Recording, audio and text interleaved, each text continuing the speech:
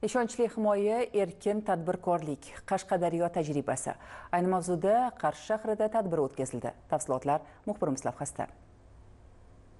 Qashqadaryo viloyatida biznes ombudsman tomonidan tadbirkorlarning haq-huquqlari himoya qilinib, faoliyatlarni yo'lga qo'yish va rivojlantirish uchun shart-sharoit yaratishga alohida e'tibor qaratilmoqda.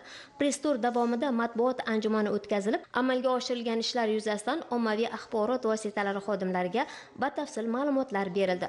Jumladan 2025-yilda biznes ombudsman va tadbirkor virtual ofisi axborot portaliga kelib tushgan 17062 ta murojaatning 85% hal etilgan va huquqiy yordam ko'rsatilgan. Press-tur davomida biznes ombudsman divonining sud jarayonlaridagi ishtiroki bilan ham bevosita tanishildi. Bu jarayonda biznes ombudsman divonining tadbirkorlar huquqlarini sud tartibida himoya qilish borasidagi amaliy faoliyati bevosita kuzatildi.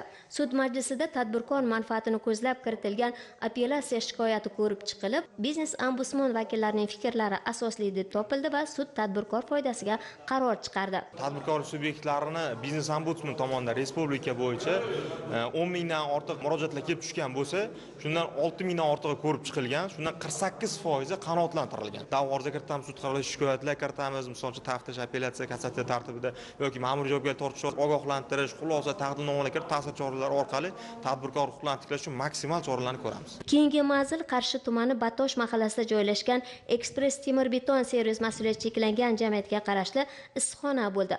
Mazkur issiqxonada o'rnatilgan gazni hisobga olish uskunasining qiyoslov ko'rigi muddati o'tib ketgan degan vaj bilan tadbirkorga nisbatan 808 million so'm jarima qo'llanilgan va dalolatnoma rasmiylashtirilib prokuratura organlariga yuborilgan. Biznes ombudsman vakili tomonidan ko'rilgan tezkor choralar natijasida issiqxona qaytadan tabiiy gaz tarmog'iga ulandi. Press-tur davomida Qarshi shahridagi xususiy maktab, shuningdek, qurilish tashkiloti faoliyati bilan ham yaqindan tanishildi. Qurilish yo'nalishidagi loyihani amalga oshirish jarayonida yuzaga kelgan muammo ham biznes ombudsman mutaxassisi tomonidan bartaraf etildi.